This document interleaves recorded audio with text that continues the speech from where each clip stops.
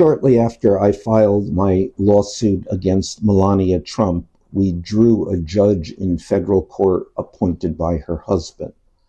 That was an uh-oh moment in which the meaning was perfectly clear to us.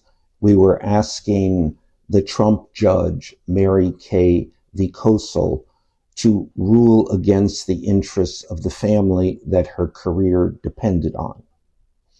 Imagine if you're Judge Vicosel, the Trumps on the one hand, and because you're in New York, your colleagues, your more liberal colleagues on the other hand, and you're faced with having to make an adverse ruling against the First Amendment. What's good, people? Jack Mockler is back again. Melania Trump's team declared victory after a court ruling against Michael Wolff, celebrating for 24 hours. But Wolff, calm and deliberate, told his legal team 4 words that should chill the White House. "We want her testimony," signaling the fight is far from over. If you have been following this channel through every twist and turn of the Wolff versus Melania Trump legal battle, from the billion-dollar threat to the anti-SLAPP filing, to the press conference, to the fundraising campaign, to the Justice Department lawsuit, then you already know that this story has never been simple. And today we are going to explain why the ruling that the Trump world is celebrating as a victory, well, the judge's decision, which we waited 4 months for, came down on Friday, and it had 2 elements. She accepted Melania Trump's lawyer's preposterous proposition that she is a resident of Florida, even though she spends all of her time in New York. But that made it a federal case, and that's exactly where the Trumps wanted it, not in state court, in federal court. But that also meant the judge had to rule on the merits of the case, or theoretically she had to, because the second part of the decision was that she decided not to rule on the case itself. Is, in the cold, analytical light of the law, something far more complicated than a win. We are going to walk through exactly what the judge decided, what she specifically did not decide, what Wolff said immediately after the ruling, what his legal options are moving forward, and why his stated goal, getting Melania Trump under oath in a deposition, answering questions about Jeffrey Epstein, is now closer to happening than it has ever been. Buckle in, because the battle is not over. According to Wolff himself, it has just begun. That, in fact, she abstained, that's her word, she abstained from ruling on the merits of the case, the First Amendment elements of the case, and kicked it out of federal court. Now, the Trumps will take that as a victory, and I think the judge probably wants them to take that as a victory. But this notion of her abstaining opens all kinds of legal doors for us to walk through. In other words, our goals remain the same and as reachable. Let us start with what actually happened on that day, because the gap between what the ruling actually says and how it is being reported is enormous. And that gap is the entire story. A federal judge, appointed by the president himself, sitting in the United States District Court for the Southern District of New York, issued a lengthy ruling dismissing Michael Wolff's lawsuit. That is the headline. That is what the First Lady's team celebrated. That is what conservative media trumpeted as a decisive legal victory. We want Melania Trump to testify about her relationship with Jeffrey Epstein, which she has used her husband's power to cover up. And we want the court to rule against the Trump White House's malicious and self-serving threats against the media. So stay tuned for our next moves. But here is what the ruling actually said. And here is why every single word of it matters. The judge did not rule on the merits of the case. She did not say that Wolff's claims about the First Lady and Epstein are false. She did not say that Wolff defamed her. She did not say that the statements he made, that she met her husband in Epstein's social circle, that she was actively managing the administration's handling of the Epstein files, that her marriage is a sham or a trophy arrangement, were untrue or legally actionable. She specifically declined to reach those questions entirely. She said the outcome was simple. The court would not be conscripted to oversee an abusively presented spat. She called Wolff's legal strategy contorted. She accused both sides of an inappropriate level of tactical gamesmanship. And she dismissed the case, not on its merits, but on procedural grounds. She ruled that Wolff was trying to jump the legal queue by seeking a declaration that he would win a defamation case that had not even been filed yet. She told him to wait. She told him that when the First Lady actually sues him, he can raise all his defenses. Then she essentially said, "Come back when there is a real case." Not, "You are wrong about Melania and Epstein." That distinction is not a technicality. It is the entire foundation of everything that happens next. Because what the judge actually did was not end this legal battle. She redirected it. She told both sides that they have a real dispute. The court acknowledges that, but you need to litigate it properly. And litigating it properly means one thing now. The First Lady must file her billion-dollar defamation lawsuit against Michael Wolff. And the moment she does that, everything changes. Everything changes in ways that should keep her legal team awake at night. Here is what Wolff said immediately after the ruling. He was direct, unambiguous, and notably calm for a man whose lawsuit had just been dismissed. He said, "We want Melania Trump to testify about her relationship with Jeffrey Epstein." He did not say he was appealing the ruling, though that option remains open. He did not say he was retreating. He said, "We want her testimony."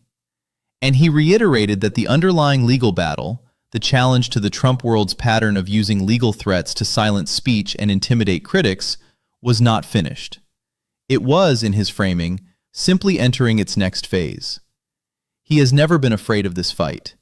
He raised nearly $1 million from thousands of donors to fund it, and he is not walking away because a federal judge told him he filed his lawsuit in the wrong procedural order. Now let us talk about Wolff's legal options moving forward, because he has more of them than the First Lady's celebrating team appears to realize. And understanding each one reveals why his position, despite the dismissal, is far stronger than the surface reading of the ruling suggests. The first and most obvious option is to appeal the judge's ruling. The grounds for appeal are genuinely arguable. The judge applied a legal doctrine called Wilton abstention, a principle that allows federal courts to decline jurisdiction over certain types of declaratory judgment actions in specific circumstances. Legal scholars who have analyzed the ruling have noted that the application of Wilton abstention in an anti-SLAPP context raises novel legal questions that an appellate court might find worth examining. The federal appeals court that covers New York has a strong tradition of protecting First Amendment rights and press freedom. An appeal is not a guaranteed winner, but it is a legitimate legal avenue that Wolff's team has not foreclosed. The option is on the table. The second option is to wait for the First Lady to file her defamation lawsuit in Florida and fight it there. And this option is, counterintuitively, the one that Wolff may actually prefer. Here is why. When the First Lady threatened to sue Wolff for $1 billion, she was the one with the power. She was the aggressor. She was the one wielding the legal threat as a weapon. In that dynamic, Wolff was the target. But the moment she actually files a defamation lawsuit against him, the dynamic inverts completely. She becomes the plaintiff. And being the plaintiff in a defamation case is an extraordinarily difficult position, especially in the United States, where the First Amendment sets an extremely high bar for defamation claims.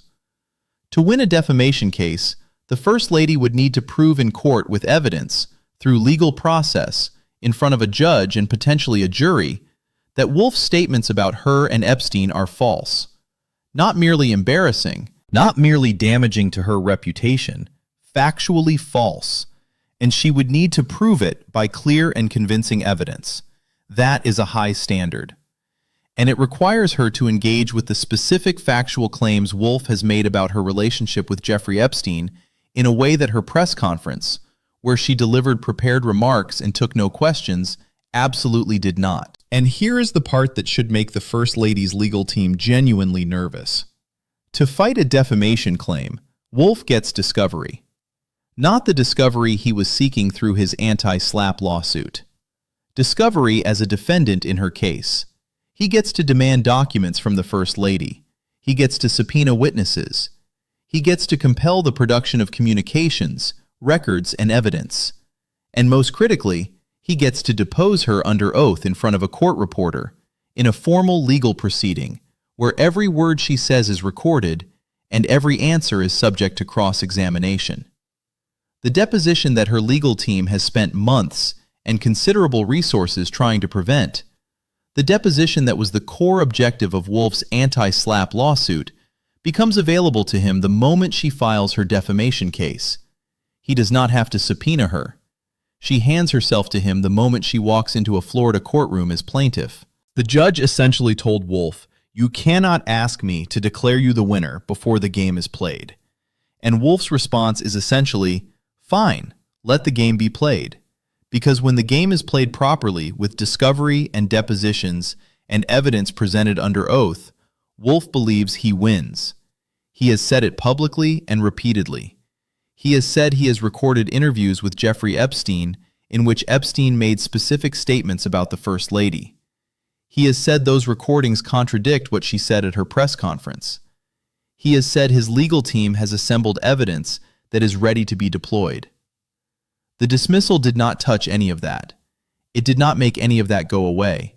It just changed the procedural vehicle through which that evidence reaches a courtroom. The third legal option is to refile in New York State Court. The court where Wolff originally filed before the First Lady's own lawyer had the case transferred to federal court.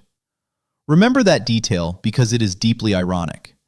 It was her attorney who moved the case from New York State Court to federal court. And it was in federal court that the case was dismissed.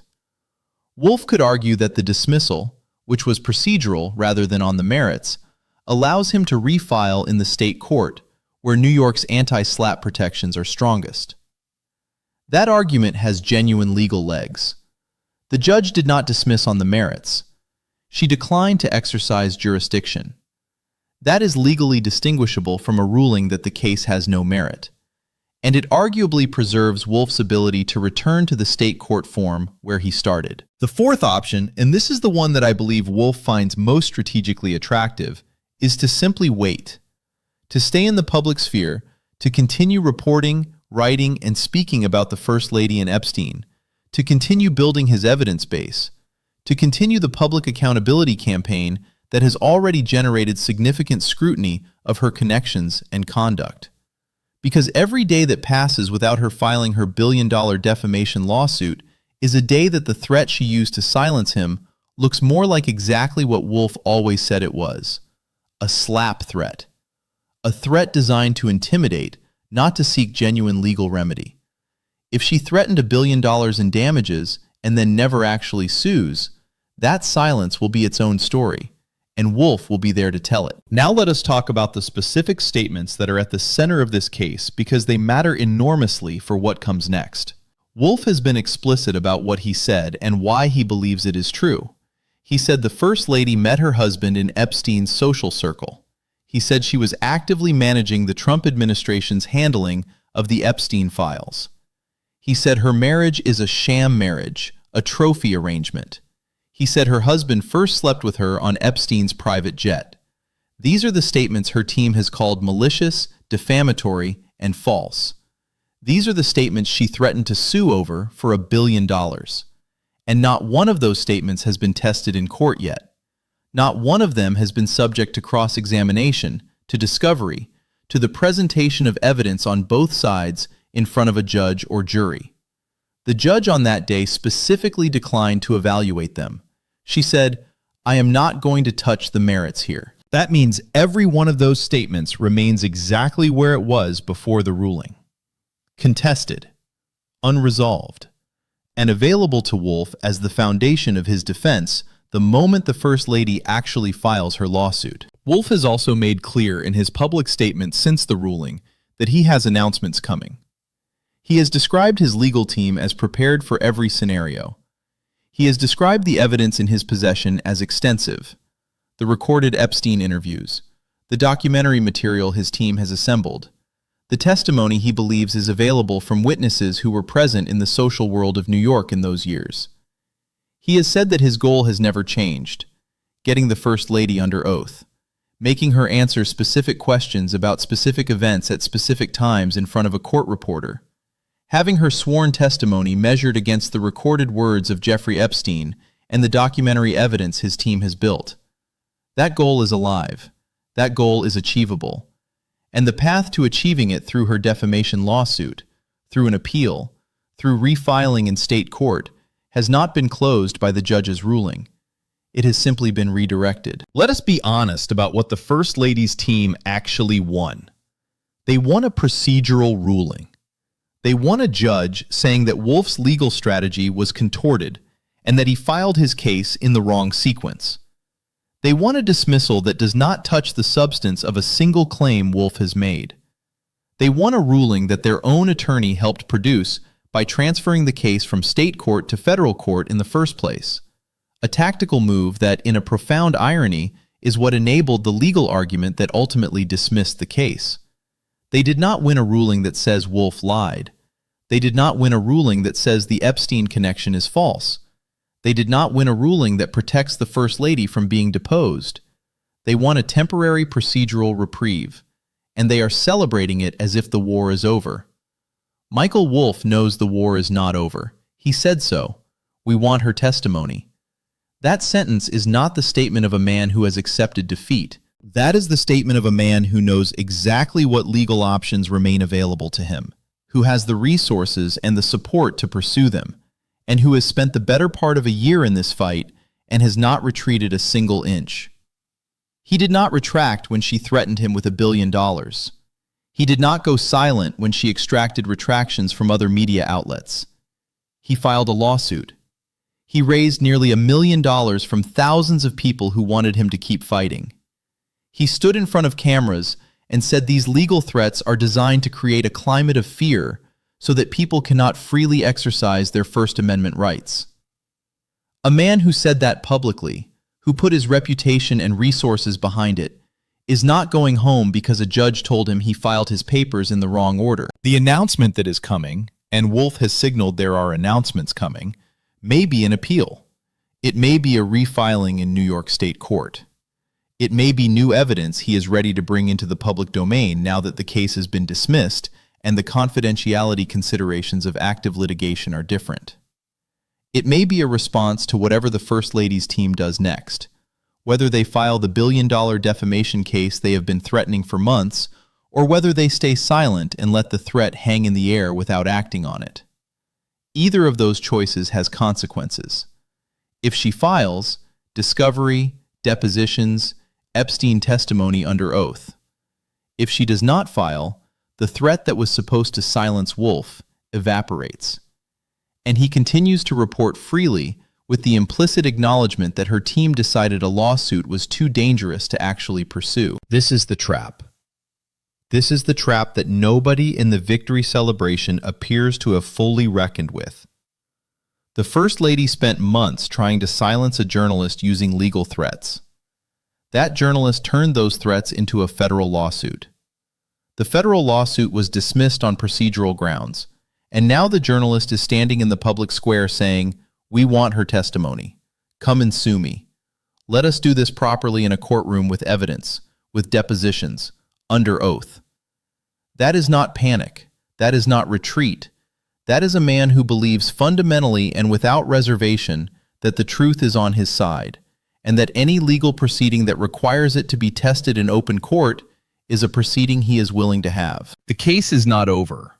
The battle has just shifted terrain.